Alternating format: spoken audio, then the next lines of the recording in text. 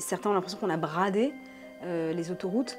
C'est un peu ça, c'est-à-dire qu'on a l'impression qu'il y a une succession de décisions qui ont été prises par nos politiques. Et donc finalement, celui qui se retrouve au bout de la chaîne à payer tout ça, c'est l'usager.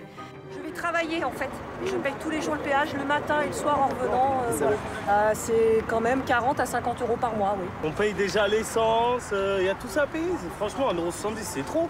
Enquête sur des ratés successifs que les usagers des autoroutes payent très cher quand ils passent au péage.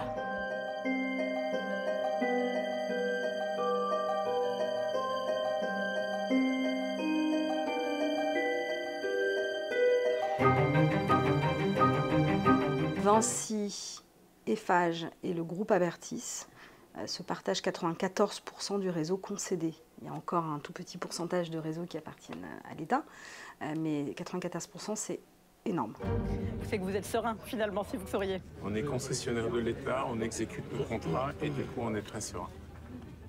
Pour la plupart des députés, ces entreprises affichent une santé financière insolente.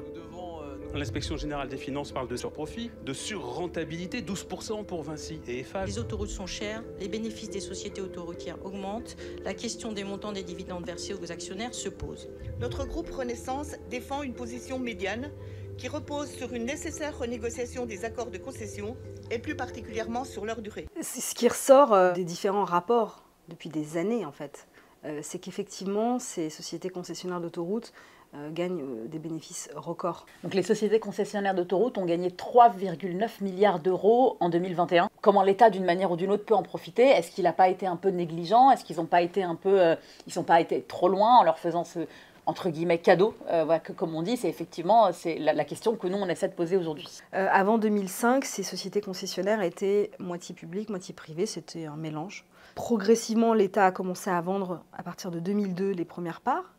C'est les autoroutes du sud de la France qui étaient vendues en premier par la gauche, pluriel, par Lionel Jospin, et Elisabeth Borne, qui était conseillère à l'époque de Lionel Jospin, on l'oublie. Et donc ils ont commencé à vendre progressivement, mais l'État restait majoritaire. En 2005, Dominique de Villepin vend tout.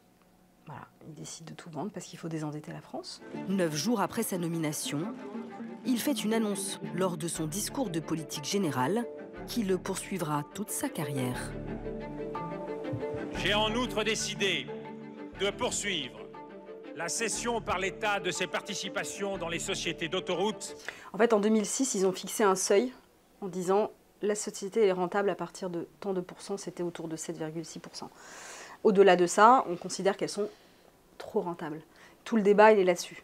Et si ces sociétés sont trop rentables, c'est ce que dit le rapport de l'Inspection générale des finances en 2021 qui a été révélé par le Canard enchaîné en 2023, là, en janvier, c'est que finalement elles sont beaucoup plus profitables que prévu.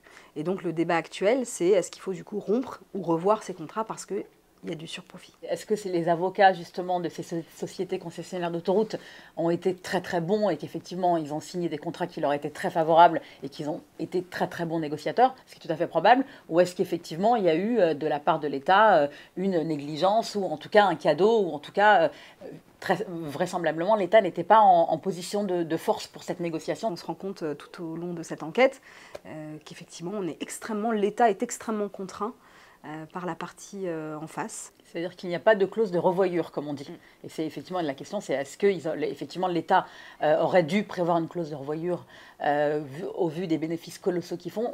Voilà, c'est-à-dire pourquoi cette clause de revoyure n'a pas été prévue. Et que personne, aucun politique n'arrive à les faire plier, à obtenir gain de cause. Certains parlent clairement de conflit d'intérêts. Oui, il y a des vrais soupçons, il y a des vraies questions qui se posent de la part de certains des personnages qu'on suit dans cette enquête. Raymond Avrier, qui est un militant écologiste, lanceur d'alerte à Grenoble, qui a saisi toutes les instances possibles pour récupérer un protocole, un accord qui avait été négocié en 2015 par Elisabeth Borne, qui à l'époque était directrice de cabinet de Ségolène Royal au ministère de l'écologie et des transports, et par Alexis Collère, qui à l'époque était le directeur de cabinet d'Emmanuel Macron à Bercy.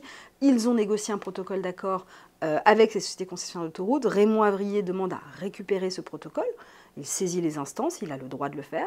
C'est censé être des documents publics. Et pendant 4 ans, Bercy et donc Emmanuel Macron et Alexis Collère vont saisir les tribunaux pour bloquer la publication de ce document. Ça veut dire que les gouvernants c'est pas l'État, c'est les ministres, considèrent que les arrangements qu'ils font avec les sociétés concessionnaires d'autoroutes, c'est du secret d'État. Ce sont des affaires privées. Donc évidemment que ça pose question.